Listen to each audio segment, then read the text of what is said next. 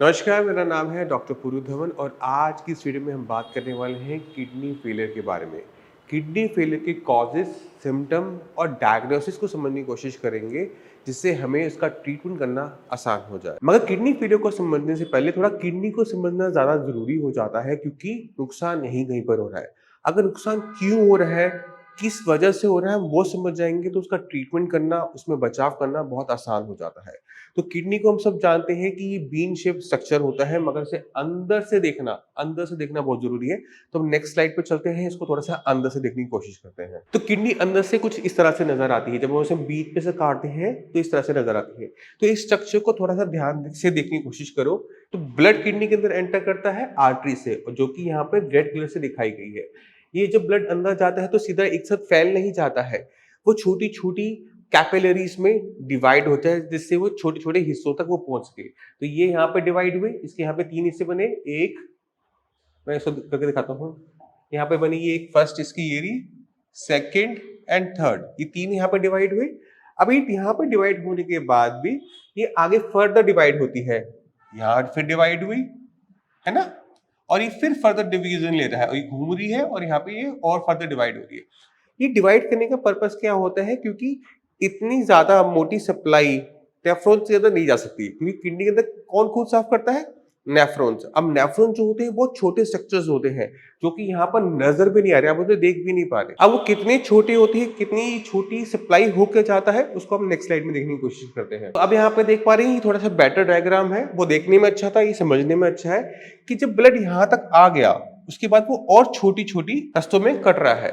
क्यों? क्योंकि यहां से वो सप्लाई बनती है नेफ्रॉन्स के लिए, क्योंकि जब तक ब्लड नेफ्रॉन्स के अंदर नहीं जाएगा तो फिल्टर आउट नहीं हो सकता। अब आप सोच रहे हो कि नेफ्रॉन्स होता कैसे है, कैसा दिखता है, तो हम चलते हैं नेक्स्ट स्लाइड पे, जिससे आपको समझने में आसानी हो जाए कि नेफ्रॉन्स कैसा दिखता है और कैसे वो काम करता है। तो ये अब आपके सामने है, ये एक नेफ्रॉन्स का इधर डायग्राम दे रखा है। ब्लड सप्लाई यहाँ पर आती है, ठीक है, वो बोमन कैप्सूल में जाती है। ये कुछ हमारे घर की मेम्ब्रेन की तरह होता है, और यहाँ पर प्रेशर की हेल्प से ब्लड को फिल्टर हो जाता है। इस जगह में आप देख सकते हैं नेफ्रॉन को, एक सिंगल नेफ्रॉन है। ऐसे करोड़ों नेफ्रॉन्स हर किडनी के अंदर होते हैं जो कि फिल्टर आउट करते हैं।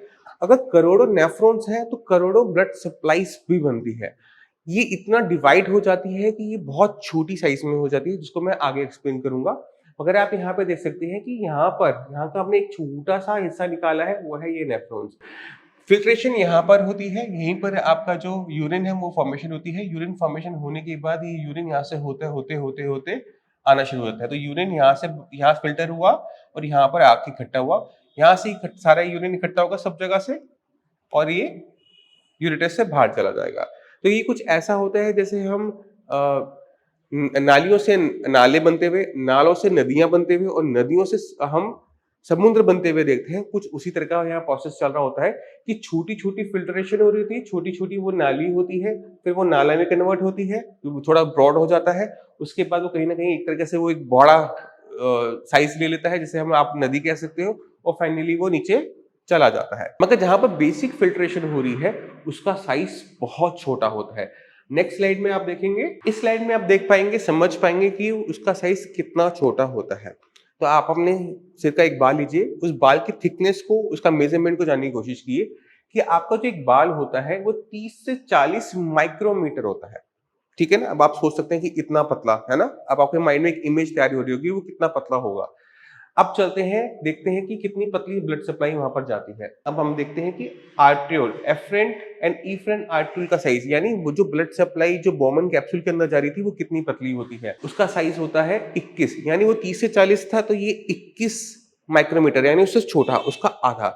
तो आप खुद सोच सकते हो कि कितनी बारीक ब्लड सप्लाई अंदर जाती है। अब आपका जो बाल होता है वो अंदर से खाली नहीं होता, अंदर स्पेस नहीं होता, अंदर कोई जगह नहीं होती, बट हमारी इस 21 माइक्रोमीटर की चीज के अंदर भी अंदर जगह होती है, वो अंदर से खाली होता है। इतना छोटी स्पेस होती है कि उसमें से आरबीसी निकल पाए, क्योंकि आरबीसी का साइज क्या है, 7, 7.5 से तकरीबन 8 माइक्रोमीटर तक, और वहां जगह कितनी थी, 15-16। तो वहां से मतलब कहने का मतलब है कि इतना छोटा होता है कि एक टाइम में पैरेलली से 2 सेल निकल पाते हैं, किसके, आरबीसी के। खून इतना डाइल्यूट हो जाता है, इतना पतला होकर निकलता है वहाँ से। अभी जो आपके सामने इमेज आ रही है, ये एक छोटी, सबसे छोटी ब्लड सप्लाई है। ये इतनी छोटी ब्लड सप्लाई होती है कि यहाँ से सिर्फ 2 आरबीसी निकल सकते हैं, इससे ज़्यादा स्पेस यहाँ नहीं होता। आरबीसी के अलावा यहाँ पे क्या होता है कि जो बाकी हमारे ब्लड सेल्स हैं वो होते हैं, फ्लूइड होता है, प्रोटीन होते हैं जो यहाँ से फिल्ट्रेशन के लिए जा रहे होते हैं, इसमें सारी गंदगी मिक्स होती है। तो आप सोचो कि जब ब्लड सप्लाई बहुत बड़ी चली थी, नीचे पहुँचते-पहुँचते कितनी छोटी हो गई।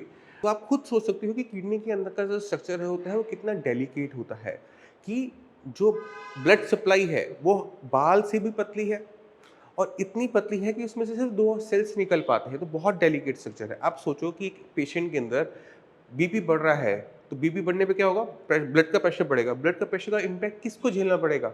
सबसे कमज़ोर चीज़ को। सबसे कमज़ोर क्या है हमारे यहाँ पे किडनी के अंदर? हमारे जो एफरेंट ब्लड सप्लाई होती है।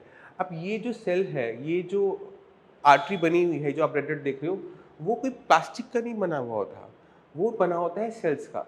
अब जब इन पे प्रेशर पड़ता है, जब अब ब्लड आया, प्रेशर से आया, तो क्या होगा? यहाँ पे प्रेशर पड़ेगा और प्रेशर पड़ने की वजह से ये जो सेल्स है ना, इनमें बदलाव आने शुरू हो जाते हैं। ये फाइब्रोसिस होना शुरू हो जाता है, इनमें स्ट्रक्चर बदलना शुरू होता है, स्क्लेरोसिस होना शुरू हो जाता है, जिसकी वजह से क्या होता है कि ब्लड सप्लाई श्रिंक करनी हो जाती है, अंदर का जो स्पेस है वो कम होना शुरू हो जाएगा। अब अंदर का साइज ज़रा सा भी छोटा होगा, ज़रा सा भी छोटा होगा, तो क्या होगा कि पहले 2 सेल निकल रहे थे, अब निकल पाएगा सिर्फ 1। ये साइज छोटा हो जाएगा। अब छोटे होने से क्या होता है कि ब्लड सप्लाई सीधा 50% हो गई, क्योंकि पहले तो ब्लड अच्छे तरीके से जा रहा था, ठीक तरीके से जा रहा था।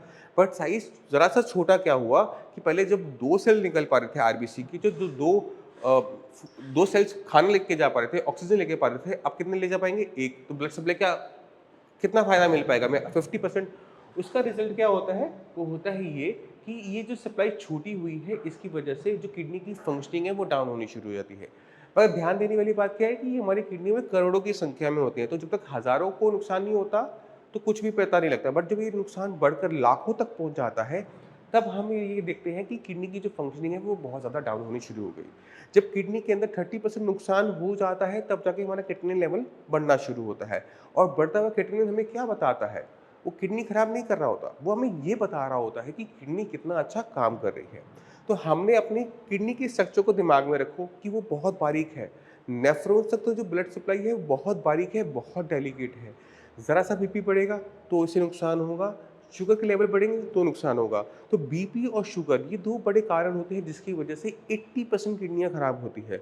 तो जो लोगों की किडनी खराब नहीं हुई, अपनी किडनी को ठीक रखना चाहते हैं, तो सबसे पहला काम क्या बनता है कि अपनी बीपी और शुगर को नॉर्मल वैल्यूज़ में रखो, क्योंकि अगर वो बढ़ेगा तो किडनी को नुकसान 100% होगा ही होगा।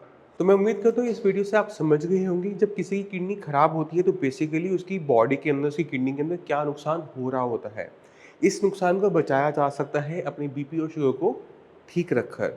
अब जो इसके बारे में ट्रीटमेंट है कि किस तरह से हम क्रिएटिनिन को डाउन कर सकते हैं, किस तरह से हम जीएफआर को हम बढ़ा सकते हैं, उसको हम अपनी आने वाली कुछ वीडियो में कवर अप करेंगे। मगर उससे पहले आपको किडनी को डिटेल में समझना बहुत ज़्यादा ज़रूरी था।